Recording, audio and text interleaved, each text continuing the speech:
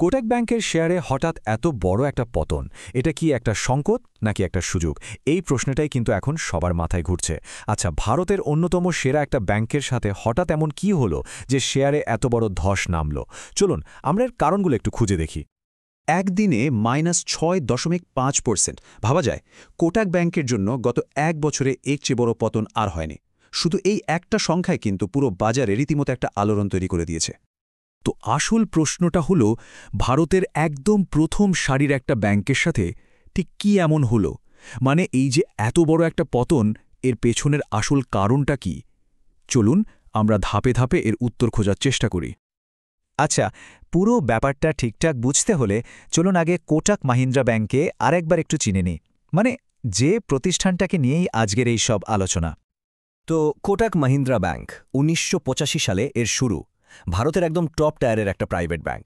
Retail banking বলুন বা asset management, financial সার্ভিসের প্রায় সব জায়গাতেই এদের একটা শক্ত অবস্থান আছে।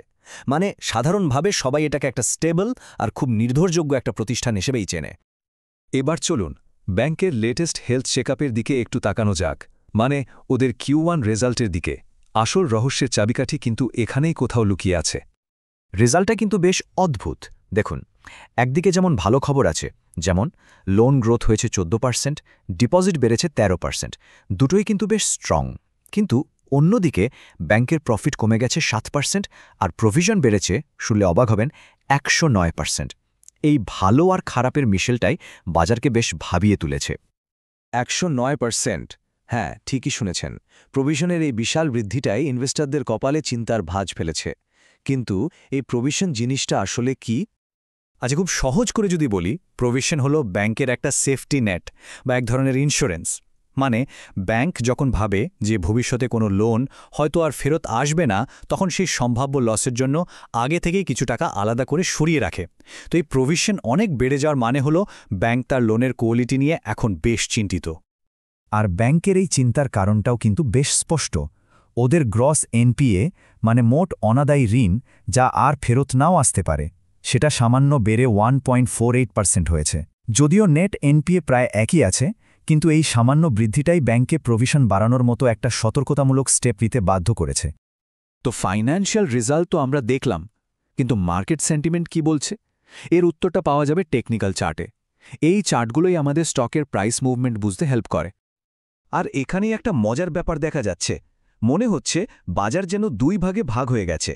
একদিকে আছে বিয়ার বা বিক্রেতারা, যারা স্ট্রং সেল সিগন্যাল দিচ্ছে, কারণ মোমেন্টাম এখন নেগেটিভ। আর অন্যদিকে আছে বুল বা ক্রেতারা, যারা বলছে যে স্টকটা ওভারসোল্ড, মানে অতিরিক্ত বিক্রি হয়ে গেছে, আর এখান থেকে একটা বাউন্স ব্যাক করার ভালো সম্ভাবনা আছে। এমনকি আরএসআই ইন্ডিকেটরও কিন্তু এই ওভারসোল্ড কন্ডিশনের দিকেই ইশারা করছে। সুতরাং টেকনিক্যাল অ্যানালিসিস থেকে যেটা বোঝা যাচ্ছে তা হলো শর্ট টার্মে সিচুয়েশনটা কিছুটা বিয়ারিশ বা নেতিবাচক, তবে সাথে এটাও মনে হচ্ছে যে এই পতনটা হয়তো একটু বেশি হয়ে গেছে। আচ্ছা, চার্ট তো একটা দিক দেখালো, কিন্তু যারা বাজারকে খুব কাছ থেকে দেখেন, মানে অ্যানালিস্টরা, তারা কি ভাবছেন? তাদের মতামতটা জানাটাও কিন্তু খুব জরুরি। অ্যানালিস্টদের সম্মিলিত মন্তব্যটা অনেকটা এরকম: অ্যাসেট কোয়ালিটি, কমার্শিয়াল ভেহিকেল লোনের উপর চাপ আর বাড়তে থাকা প্রভিশন, এই সব কিছু নিয়েই উদ্বেগ বাড়ছে। মানে ঘুরে ফিরে তাদের মূল চিন্তাটাও কিন্তু সেই একই জায়গায়, ব্যাংকের লোনের ভবিষ্যৎ নিয়ে। তাহলে সব মিলিয়ে মার্কেট কেন এতটা নেগেটিভ রিয়্যাক্ট করল? কারণগুলো যদি এক এক করে দেখি, প্রথমত প্রফিটে হঠাৎ পতন একটা বড় ধাক্কা ছিল। দ্বিতীয়ত আকাশ ছোঁয়া প্রভিশন, যেটা ভবিষ্যতের রিস্কের দিকে ইশারা করছে।